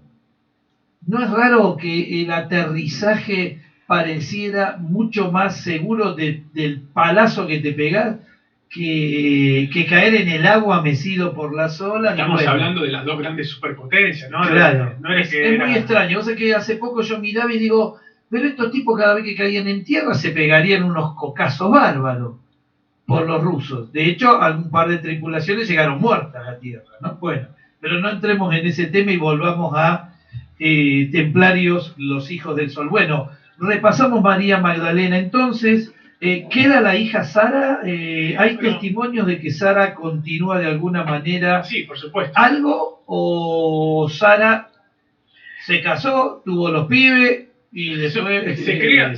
Se sabe que Sara es hija de María Magdalena, o algunos mitos hablan como que era una criada de María Magdalena. Sí. Entonces, si tenía criada, entonces era una persona pudiente. Volvemos de vuelta a quién era María Magdalena y cómo llega a Jesús. Claro. O sea, cualquiera de los dos relatos son maravillosos. Bueno, una cosa quiero decir respecto del tema este.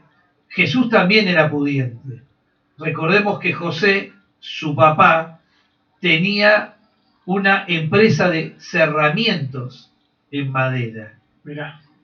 Claro, no era un carpintero cualquiera, José. Bueno, de hecho José era ¿sabías vos que Jesús era millonario? Aquí no sabías esta historia. No sé si era millonario, pero que la empresa del padre era una de las más reputadas de toda la región y que hacían aberturas y muebles en madera. Era como si tuviera jicoate. Te voy a contar esta historia porque si no los que nos escuchan nos van a, nos van a tirar con un palo. Jesús era millonario. A ver. Título del programa. Sí. Hay un relato de Jesús que se le acerca una persona pudiente, una persona que era millonario, y él le pregunta a Jesús cómo podía entrar en el reino de los cielos, y Jesús le dice, deja todo, abandona todo y seguime. Sí. Y el tipo le dice, pero ¿cómo voy a abandonar el rebaño que tengo? Mi casa, mi mujer, esto, lo otro, y le entran a contar todo lo que el tipo tiene, le dice, abandona todo y seguime. Y le dice, está loco, se va. Sí. Pasan unos meses y aparece otra persona pudiente. Sí. Y le hace la misma pregunta. Y Jesús le dice, abandona todo. Y él le dice, sí, con una condición, pero te lo cedo a vos. Y está el documento de cesión de todas las riquezas de ese hombre a Jesús. No. ¿A que no sabías eso? No me jodas. ¿En serio? ¿En serio? Está el relato y la documentación en el libro. ¿En este? ¿En Los Hijos del Sol? Ah, mira qué interesante esa historia. No la conocía. Es que es muy poquita conocida. Ajá. Y esto fue lo lindo que tuve el tiempo de 6 años de hacer las cosas y poder encontrar... Imagínate que este libro tenía 1600 páginas. ¿1600? Mucho de lo que no está acá terminará en el Hijo de claro. El Hijo de la Promesa. Entonces la editorial me prohibió poner tanto porque se va a hacer un libro que va a tener que venderlo 20.000 pesos más o menos por el costo que va a tener. Sí. No, y además hay otra cosa también.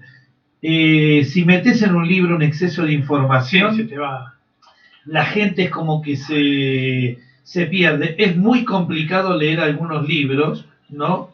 Hay un libro, por ejemplo, le digo, complicadísimo, de Colin Wilson, se llama Lo Oculto. Es espectacular el libro, realmente es un gran trabajo de un gran escritor, creo que ya falleció, un inglés llamado Colin Wilson. Se llama Lo Oculto, es un libro así, tremendo. Cuenta la historia de varios esoteristas, ¿no? Del siglo XX, del siglo XIX, realmente es un gran trabajo. Ahora, la cantidad de citas que tiene... No, sí, te mareo. Te rompe la paciencia. Hay otro sobre Gurdjieff escrito por un inglés que creo que se llama Richard Moore, una cosa así. El libro Anatomía de un, no me puedo acordar ahora el título total. También, un libro con una fantástico sobre Gurdjieff y el Cuarto Camino. Ahora, amigo, cuando empieza con la cita, ¿viste? Empieza a citar, entonces vos tenés que ir hasta el final, capítulo 1, y empezás a leer toda esa parte, ¿viste? Y volvés a retomar. Es jodido. Bueno, por eso no me pasó a mí con la editorial. No está mal. No obstante, el libro este tiene 800 páginas. Bueno, pero no está mal. Claro, a 500 porque la letra tuvimos que, o sea, donde entra un renglón de un libro común, acá entran 2 renglones. Claro, no, pero no. Pero, en estas épocas, leerse un libro de estos es una hazaña, y además demostrar amor por la lectura, por la literatura e interés por el tema, porque todo este tema de las redes, estos programas fáciles que se hacen y todo eso, ha quitado mucho la atención. Se los digo ¿por qué? Porque bueno, a mi edad, y habiendo leído tanto, yo he sido intoxicado por el virus de lo rápido. Porque bueno, tenés que laburar con esto, tenés que tomar la noticia y qué sé yo, cuánto, y leerte un libro medio, como le decíamos en nuestra época, mamotrético, ¿no? Lleva su... Sí. Bueno, lo que ha pasado en el libro de Urantia, por ejemplo, con 1600 páginas, no sé cuánto. La pucha, el libro de Urantia. Es interesante, pero... No lo puedo avanzar. Ese, no lo... Ahora, vos tenés el Caballo de Troya, que está todo choreado, todo Caballo de Troya... el Testamento de San Juan, el otro, ¿cómo se llama? La Rebelión de Lucifer y alguno más, está todo robado de Benítez del libro de Urantia, ¿sí? Eso lo descubrió su propio maestro Antonio Rivera allá por los años 80, cuando yo era librero, y un día vi un libro que tenía un título sospechoso sobre justamente Caballo de Troya, y Antonio Rivera, y ahora ya no me puedo acordar el título del libro, digo, ¿viste esas intuiciones que tenés que acá hay algo? Entonces lo mandé, como yo armaba para las librerías, para Fausto, para la distribuidora Continente y para la librería donde trabajaba yo, que eran los creadores después del Séptimo Rayo, yo armaba los pedidos, y pedí varios de ese. El libro de Antonio Rivera no era un libro grandecito, era un libro que tendría 180 páginas, una cosa así. Pero mostraba cómo Benítez, es una copia que había perfecta. sido su discípulo, había plagiado el libro de Urantia. Bueno, hoy el libro de Urantia son 4 o 5 libros, lo partieron en un montón de pedazos. Ah, sí, yo tengo el de papel, Biblia azul, ese que lo miro y a veces digo, arranco hoy, ¿viste? Como cuando querés hacer dieta y decís, no, hoy no arranco mañana. Y nunca, porque la verdad que es apasionante la cosmogonía, ¿no? Que transmite el libro de Urantia. Y lo más fantástico es que es anónimo, ¿no? No, vos sabés que no es tan anónimo. ¿Vos sabés el proceso del libro de Urantia? No, conozco que es anónimo, nada más que se hizo una fundación después para poder comercializarlo. No, fue un grupo de mediums, que canalizó todo el libro. Eran mujeres y hombres. Estaban en Estados Unidos este grupo, canalizan el libro y deciden, allá por los años 40, lo traducen del inglés al francés, ¿sí? Y deciden guardarlo en una caja fuerte hasta que llegue el tiempo de editarlo. No me que eran 30 años también. Y pasan, mira, yo no sé si eran 30 años. Porque es muy loco esto de los 30 años. Después te voy a contar si fueron 30 años. Hoy por ahí si llego a encontrar toda esa información que yo la... ¿Y esto es fidedigno o es un relato? No, posta. Esa gente armó la Fundación Urantia, dio a conocer el libro en inglés y en francés, creo que allá por la década de los 70, principio de los 80, sacaron el libro, estamos en 30 años, sacaron el libro de la caja fuerte, lo tradujeron, y bueno, oh sorpresa, a mediados de los 80, el amigo Juanjo Benítez aparece con el primer caballo de Troya, ¿sí? Que yo no sé incluso si hay otro libro sobre Jesús, que ahora no me puedo acordar cómo se llama, de él, si yo no sé si no empezó antes a plagiarlo que el primer caballo de Troya, porque aparece caballo de Troya 1, caballo de Troya 2, acá hablo como librero especializado, aparece la rebelión de Lucifer, que es un librazo. La rebelión de Lucifer tiene gran parte de la información nuclear del libro de Urantia.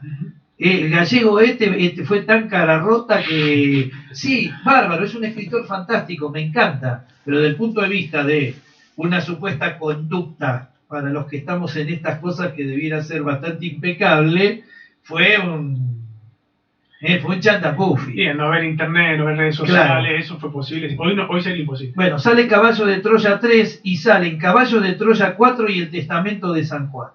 Con que ustedes lean La rebelión de Lucifer y el Testamento de San Juan, de Juan José Benítez, medio Urantia. Tienen la parte nuclear de lo que es el libro de Urantia. Ahora, no hay nada como leer la versión original. La versión original, ¿no? Bueno, Templario los hijos del sol. La segunda parte del año que viene.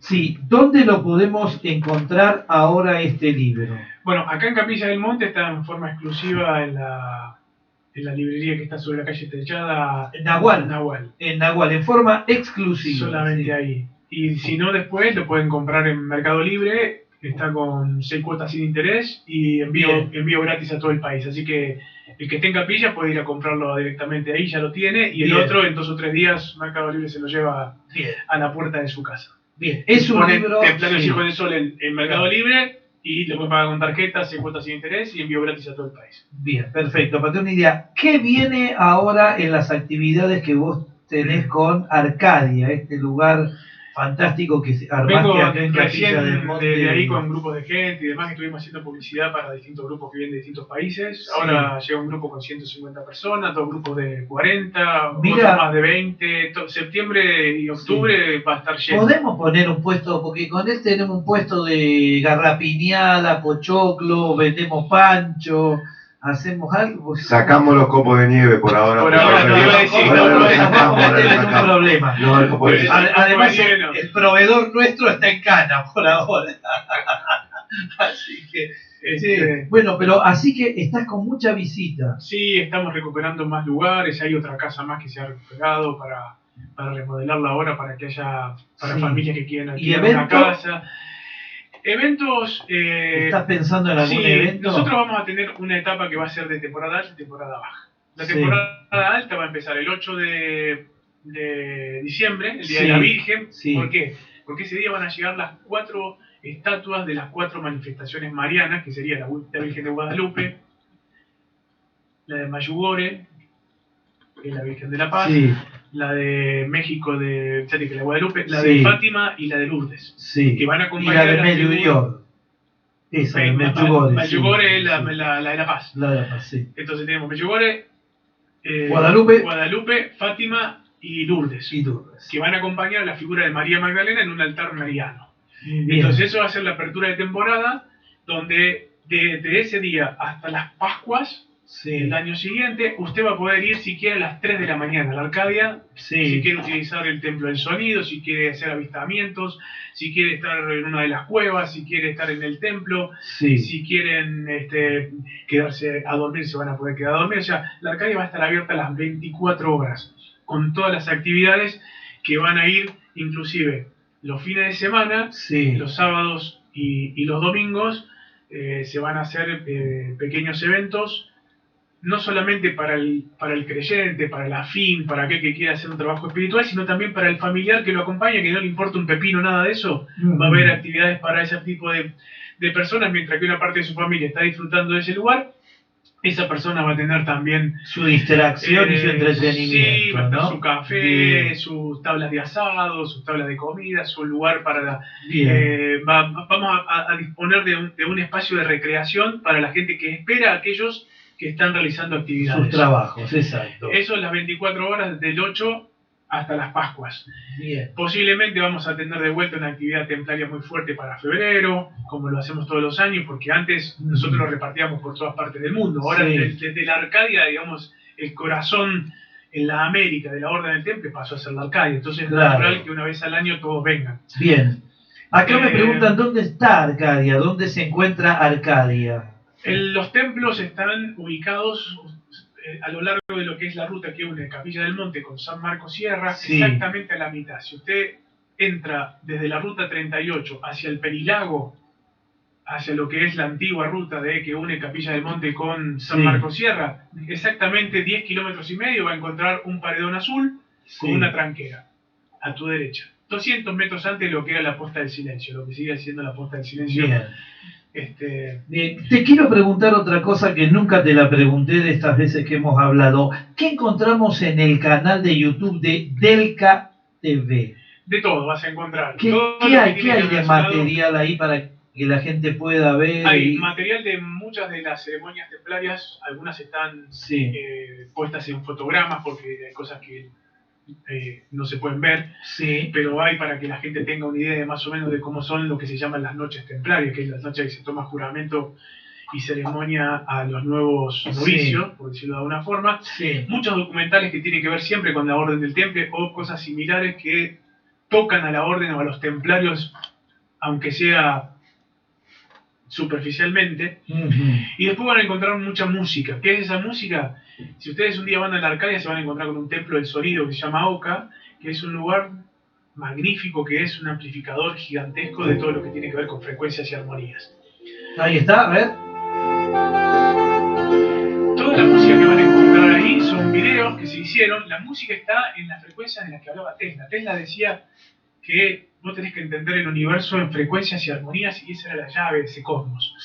Entonces, esas armonías que él proponía eran frecuencias específicas, que eran 963 hercios, 432 hercios y 528 hercios. Cada una de esas frecuencias activa algo de nuestro interior, desde la glándula pineal a distintos, lo que hoy llamamos chakras.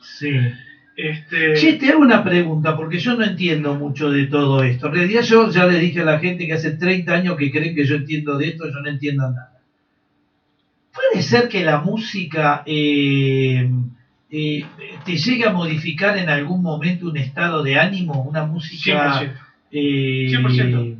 ¿Qué es lo que hicimos nosotros para que la gente... Porque yo me aluné hace poco allá llegué a un lugar a comer, ¿sí? Al aire libre, y escuché esta música horrenda que pasan ahora, y me fui como enojando.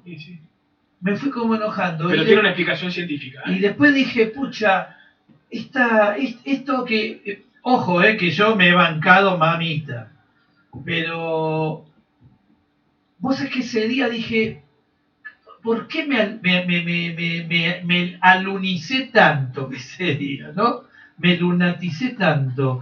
Y después pensé, yo empecé a prestarle atención a la música esta que hacen ahora, y realmente cada vez me empecé como a calentar más, y me salí de eje mal, y después pensé, digo, ¿qué vibración tendrá esto? Porque yo estaba con muy buena onda, hasta que llegué al lugar ese... Bueno, yo te explico lo que es esto, mirá. Y me sacó. Y esto es científico.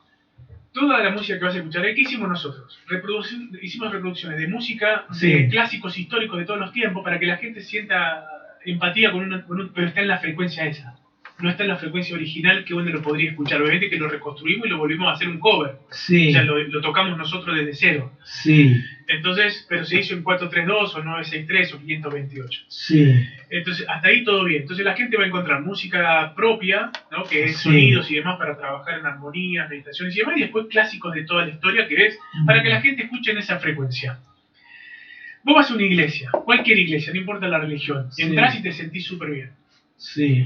Vas a otra iglesia de la misma religión, te sentís súper mal. eso es geometría sagrada. ¿Qué pasa? Vos tenés campanas, tenés sonidos, tenés cantos, tenés la musiquita del Ave María que te ponen en todas las iglesias. Cuando vos sentás siempre hay un sonido, pero la reverberancia de la geometría afecta directamente a tu persona porque tu cuerpo es 70% agua. Sí. Y esto ya un científico japonés hizo la prueba de cómo... Masaru Emoto, exactamente, cómo reaccionan las moléculas de agua casualmente con los estímulos tanto del sonido como, él decía, hasta del amor. Porque si yo te hablo cariñosamente, la forma del agua era una forma armónica, sí. Y si actuaba agresivamente, pero no era porque es porque el sonido de su boca se modifica. Nosotros ahora, si tuviéramos un modulador acá para saber qué frecuencia estamos hablando, así sí. Como estamos hablando estaríamos más o menos en los 200 hercios. Ajá. Si yo te grito, ya no sí. Estamos en 200 hercios. Sí. O sea, si uso el odio, si uso el remordimiento o estoy caliente, no es la misma frecuencia. Entonces vos entras a un lugar que te sentís súper bien, y no es porque es la religión, es porque por eso los templarios hicieron las catedrales góticas, que eran todas geometría sagrada pura. Uh-huh. Sus lados no eran ángulos de 90 grados, que es el templo de Salomón. Uh-huh. Eran octógonos. Entonces esa vibración sí. Se iba armonizando con vos con una sí. Frecuencia específica. ¿Quién sí. Aprendió de esto y lo transformó en arma? Adolf Hitler. Esto lo cuento en el libro también. Adolf Hitler tiene un brujo, un Loperrega, se llamaba Himmler. Sí. Que es el que crea las SS. Él se da cuenta que el sonido, no es que se da cuenta Himmler, estudia a lo largo de la historia y se da cuenta que el sonido sana y también distorsiona y enferma. Entonces, ¿qué hace? Lo llama a Hitler y le dice, hay que cambiar la frecuencia de todos los instrumentos. Los instrumentos hasta esa fecha, inclusive, hasta ahora, hasta esa fecha estaban en 432 hercios. 432 hercios son 8 ohms, que es exactamente la vibración con lo que uno puede, con un aparato hoy tecnológico, saber cuál es la vibración exacta del planeta. 8 ohms, 432 hercios. Múltiplo de eso. Ajá. Entonces vos tenés una música que vibra exactamente con la misma vibración de la Tierra, y vos sos eso, porque caminás sobre el ¿qué? Sobre la Tierra. Sí. Entonces le dice, hay que pasar a 440, porque 440 distorsiona. Y vamos a generar con esto un arma que va a hacer que la gente esté totalmente todo el tiempo en una situación más agresiva, más deprimida. Y vos, esto es parte de armas de control psicológico. Sí, claro. ¿No? De control de masas. La NASA, después la CIA y la KGB lo utilizan en la Guerra Fría. Claro. Entonces vos, ¿qué que tenés? después se llamaría psicotrónica, ¿no? En esta época. Hoy hay armas sonoras. Hoy hay armas sonoras. Sí, hoy hay armas sonoras. Entonces vos tenés una relación directamente entre lo que son las frecuencias sí. y esos sonidos. Entonces, si vos tenés un sonido que te armoniza, que te da paz, entonces es normal que vos sientas con la música de ahora, porque esa música sigue estando en 440, no se modificó nunca más. Hubo movimientos inclusive de grandes artistas en Francia para volver al 432 y no se pudo. Hace muy poquito, hablamos menos de 10 años, sí. Artistas de todo el mundo empezaron a volver a tocar en 432 hercios. En la Argentina la pionera fue Fabiana Cantilo. El último álbum, o el anterior álbum de Fabiana Cantilo, lo hace en 432 hercios. Fíjate la importancia de esto. ¿Y quiénes son los que siempre terminaron tocando en esta frecuencia, sabiendo de toda esta historia? Generalmente las bandas de heavy metal. Las bandas de heavy metal, especialmente el rock gótico, toca siempre 432. Y ahí viene la parte científica para terminar de hibanar esto, para que la gente no diga que estamos hablando pavada. No. Aparte del científico japonés, premio Nobel, sí. Que nombraste vos, sí, Masaru Emoto. Hay otra cuestión que cualquier persona que lleva a su hijo a un pediatra lo va a poder certificar. Los pediatras, antes que la mamá dé a luz, le recomiendan ponerle música clásica al bebé. Antes del parto y después del parto, porque dice que los relaja. La música clásica no es porque era Beethoven, Tchaikovsky, sí. O quien sea, es porque la música clásica, sus instrumentos, por más que hoy lo escuchemos en Spotify, están afinados y grabadas de origen en 432 MHz. El Stradivarius, el violín más caro de la historia, es 432 MHz. Entonces esto es súper importante, ¿por qué? Porque uno de los edificios que tiene la Arcadia, que es la Oca, está preparado casualmente para magnificar en más de 1000 veces la frecuencia con la que vos vayas y toques. Así vos vayas con una canción en la oca que está en 440, como la oca está afinada en una frecuencia superior, la transforma. Si vos hablas en 200 Hz en la boca, en este templo de sonido que se llama la boca, automáticamente tus oídos van a recuperar 528 Hz. Y es un lugar donde la gente llega, pone unas colchonetas, hace cualquier tipo de ritual o hace cualquier tipo de ejercicio de meditación, a los 30 segundos está dormida. ¿Por qué? Porque ese sonido la armoniza de tal forma que hace que casualmente la gente logre un estado de conciencia tan acogedor que se quedan dormidos si van con colchonetas. Ahora, si están haciendo meditaciones, tienen experiencias realmente fabulosas. Y después lo otro que es fantástico con respecto al tema de la oca es que las frecuencias no solo te afectan lo que vos estés utilizando, gons, cuencos de cuarzo, cantando, sí, ¿no? Sino que tiene la particularidad que al poder utilizar dos frecuencias distintas, cuando en tu cerebro ingresan dos frecuencias distintas, el cerebro intenta por todos los medios equilibrar eso. Por ende empieza a entrar en funciones elementos del cerebro que en forma eléctrica antes no estaban dormidos. ¿Qué provoca eso? Esa es la forma de lo que muchos maestros o pseudo maestros hablan. Esa es la única forma de descalcificar la glándula pineal. Y esos espacios que se crearon en la oca no es magia, es tecnología antigua recuperada casualmente para este tipo. Por eso la oca, la Arcadia y este predio maravilloso que hemos creado va a ser en muy poco tiempo el centro de peregrinación más grande, no solamente de Córdoba, sino de la Argentina. Bien. César Imbellone, te agradezco mucho la visita. Vamos a volver con otro programa. Ya voy a leer el libro, haré mis anotaciones y ahí ya tendremos una charla más, podríamos decir, más escrupulosa, ¿no? Sobre... me va a tomar más examen minucioso. No, vamos a ampliar. 4 la tiene clavada. Probablemente vamos a ampliar un poquito más temas que tienen que ver ya con historia del temple. El libro, hoy hicimos un vuelo, pero fíjate que estuvimos más profundos que la otra vez. O sea, ya acá entramos a contarles cosas a la gente. Entraste vos, por supuesto, ¿no? A contarle la historia de María Magdalena y algunas otras cuestiones por el estilo. Y ya vamos profundizando un poquito más. Así que te agradezco mucho la presencia. Gracias a vos. Nosotros nos vamos despidiendo. Retornamos el próximo jueves con un nuevo vuelo de cielos profundos. Ahora mismo, ¿sí o me invitan? R43 Arquicom. Entrevista a César Imbellone, historiador y escritor, por Cielos Profundos, en youtube.com/FM Astral 93.7, sobre su último libro, Templarios Hijos del Sol. Exactamente, viene de ahí. Porque tocan en la frecuencia 440. Fue un gusto estar con ustedes. Muy buenas tardes, casi tardes, noches. Desde el oriente de la Ciudad de México, R43